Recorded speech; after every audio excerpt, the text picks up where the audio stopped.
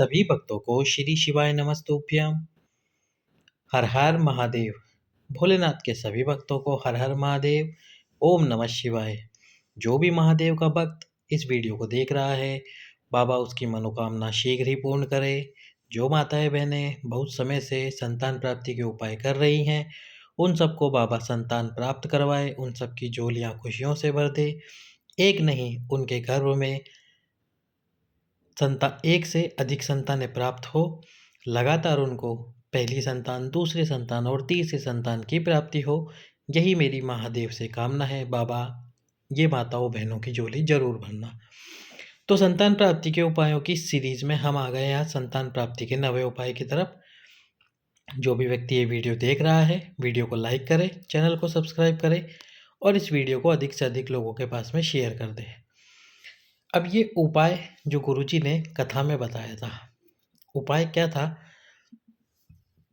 कि आपको 2 कलश लेने होते हैं। 2 कलश कौन से होते हैं? ये उपाय संतान प्राप्ति का था और पति और पत्नी दोनों को एक साथ ये उपाय करना था। उपाय किस प्रकार से करना है? 2 कलश लेने हैं आपको। एक जो कलश होगा वो होगा मिट्टी का कलश और एक जो कलश होगा वो होगा तांबे का कलश। अब मिट्टी का कलश यदि घर में है तो आप इस घर में रखे हुए कलश से उपाय कर सकते हैं। नहीं हो तो एक छोटा सा कलश लेके आ जाना है आपको उपाय करने के लिए, पर अभी नहीं लाना है। लाना कब है उसकी जानकारी भी आपको अभी आगे दे देते हैं। 2 कलश ले लिए, दोनों को आपको जल से भर देना है। जल से भर दो अच्छे से। अब जल आपने भर दिया, पति और पत्नी दोनों को जाना है। किसी भी दिन आप जा सकते हैं उपाय करने के लिए। और ये उपाय कब का है? यह है वैशाख महीने का उपाय। वैशाख का जो महीना आता है आप जानते ही हैं, नववर्ष चैत्र महीने से प्रारंभ होता है और चैत्र महीने के जस्ट बाद जो वैशाख का महीना आता है, वो महीना लगभग अप्रैल का आधा यानी कि 20 अप्रैल के आसपास शुरू होता है और मई के अंदर 20 मई या 25 मई तक चलता है वैशाख का महीना। तो उस पूरे महीने में किसी भी दिन इस उपाय को किया जा सकता है। 2 कलश लेने के बाद में आपको जो आपके पति हैं और पत्नी, उन दोनों को जाना है। जब घर से निकलोगे तो जो मिट्टी का कलश होता है, उस मिट्टी के कलश के ऊपर आपको तांबे का कलश रखना है। मिट्टी के कलश के ऊपर तांबे का कलश रख के लेके जाना है। और जब जाओगे तो जो आसपास में वट का वृक्ष हो, वट का कौन सा वृक्ष? वट वृक्ष होता है जो, वो वृक्ष हो आसपास में, उसको देख लेना। जो भी वृक्ष हो, वृक्ष का मतलब आप जान ही चुके हैं, जिसके नीचे खड़े होने पर उस वृक्ष की छाँव आपके ऊपर आए। तो वट वृक्ष, क्योंकि वट वृक्ष के नीचे बटकेश्वर महादेव का स्थान होता है। कौन से महादेव? बटकेश्वर महादेव ही इस वट वृक्ष के नीचे निवास करते हैं। इस वट वृक्ष की कहानी आपको पता होगी, नहीं पता होगी कि वट वृक्ष का जन्म कैसे हुआ, तो थोड़ी सी देर में आपको इसकी कहानी समझा देता हूँ। जब भगवान विष्णु और जो ब्रह्मा जी है, उन दोनों में इस बात में विवाद हुआ कि सबसे बड़ा देवता कौन है, तो उन दोनों के विवाद का निपटारा करने के लिए भगवान शिव लिंग के रूप में प्रकट हुए। जब लिंग के रूप में प्रकट हुए तो वो दोनों इस बात पे झगड़ रहे थे कि सबसे बड़े देवता कौन।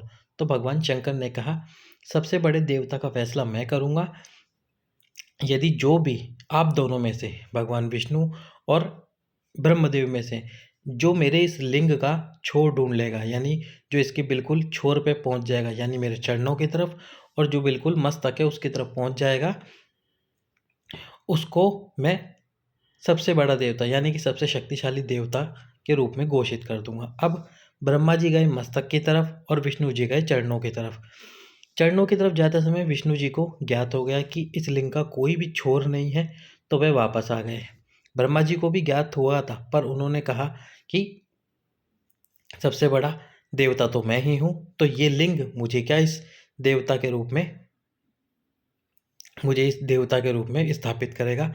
तो उन्होंने क्या करा, जो केतकी का पुष्प था उसको इस बात के लिए राजी कर लिया कि वह ये बोल दे लिंग के सम्मुख में कि मुझे इसका अंतिम छोर मिल गया है, और साथ ही साथ में गौ माता को भी शामिल कर लिया कि वह यह बोल दे कि मुझे इस लिंग का छोर मिल गया, यानी इस बात की गवाही दे दे शिव जी के सम्मुख में कि ब्रह्मा जी को लिंग का छोर मिल गया है।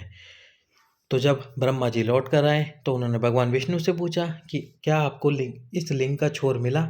विष्णु जी ने तो मना कर दिया, लेकिन ब्रह्मा जी ने कहा कि मुझे इस लिंग का छोर मिल गया है। तो बोले इसकी गवाह है ये केतकी का पुष्प और ये गौ माता। तो दोनों ने इस बात के लिए हाँ भर दी। भगवान शंकर ने केतकी के पुष्प को श्राप दिया कि केतकी तुम हर फूल में चढ़ोगे। सबसे पहले तो उन्होंने कहा कि ब्रह्मा जी झूठ बोल रहे हैं, इनको छोड़ नहीं मिला है। और उसके बाद में केतकी के पुष्प को श्राप दिया कि वो शंकर जी पे कभी ना चढ़े। साथ ही साथ में यदि किसी ने केतकी का पुष्प भगवान शंकर पे समर्पित कर दिया तो उसको 1000 गौ हत्या के बराबर पाप लग जाएगा। और साथ में गौ माता को भी श्राप दिया कि गौ माता आपका मुख अपूजनीय होगा, यानी कि आपके मुख की कभी पूजा नहीं की जाएगी और आपके मुख की कभी भी पूजा नहीं की जाएगी। यदि गलती से भी किसी बर्तन में, किसी पात्र में आपने मुख लगा दिया तो वो पात्र झूठा हो जाएगा। उस पात्र को शुद्ध करने के लिए 7 बार आग में तपाना होगा, गंगा जल से धोना होगा, राख से धोना होगा, तब जाके वो पात्र शुद्ध होगा। और गाय की जब भी परिक्रमा होगी वो पूछ पकड़ के होगी। फिर भी ब्रह्मा जी ने उनकी बात को नहीं माना तो शिव जी ने अपने जो रुद्र है वीरभद्र को प्रकट किया और उनके नख से ब्रह्मा जी का एक सर काट दिया। ब्रह्मा जी के 5 सर थे, 5 में से एक सर काट दिया। जैसे उनका एक सर कटा वो सर लुढ़कता हुआ पृथ्वी पर लुढ़कता रहा। पर उन्होंने भगवान शंकर से माफ़ी मांग ली और उनके माफ़ी के लिए ही भगवान शंकर ने ब्रह्मा जी के उस सर को वटवृक्ष बना दिया। तो ये थी वटवृक्ष की कहानी। तो जो पति और पत्नी है उन दोनों को, पति को मिट्टी के कलश के ऊपर पीतल का वो तांबे का कलश रखना है और फिर वट वृक्ष की तरफ जाना है। जो वट वृक्ष के नीचे जो भी शिवलिंग हो, फिर वो कोई सा भी शिवलिंग हो, शिवलिंग ना मिले तो वट वृक्ष के नीचे जो भी कंकड़ हो उस कंकड़ को धोकर शंकर मान लेना। अब इस कंकड़ को शंकर मानकर इसको किसी पात्र में रखना, क्योंकि जो जल आप इस पर समर्पित करोगे उस जल को आपको पीना है। तो जो पति हैं वो सीधे हाथ में मिट्टी का कलश ले और उल्टे हाथ में तांबे वाला कलश लेकर अपने दोनों हाथों से, जो यदि शिवलिंग हो तो शिवलिंग के ऊपर, शिवलिंग ना हो तो जिस भी कंकड़ को आपने शंकर माना हो उसके ऊपर उस जल को समर्पित करें 3 का नाम लेकर, यानी कि 3 व्यक्तियों का नाम लेते हुए। सबसे पहले है प्रजापति दक्ष, दूसरे नंबर पर है माता वीरणी और तीसरे नंबर पर है माता प्रसूति। इन तीनों का नाम लेते हुए उस पूरे जल को उस कंकड़ पे या शंकर का शिवलिंग हो वटवृक्ष के नीचे उस पर समर्पित कर दे।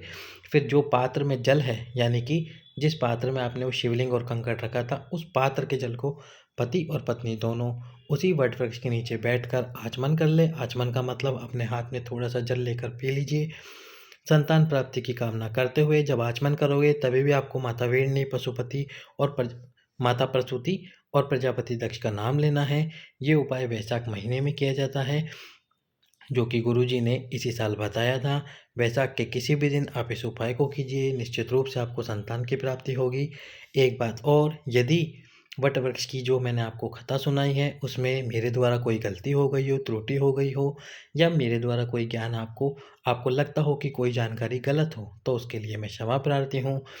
पूरी जानकारी मेरे पास भी नहीं, जितनी जानकारी मेरे पास थी उसके बारे में मैंने आपको बता दिया कि वटवृक्ष की कथा किस प्रकार हुई, वटवृक्ष किस प्रकार से जन्म हुआ, वटवृक्ष को किस प्रकार से जन्म दिया गया, किस प्रकार से इस पृथ्वी पर वटवृक्ष अवतरित हुए। सभी भक्तों को श्री शिवाय नमस्तुभ्यम। हर हर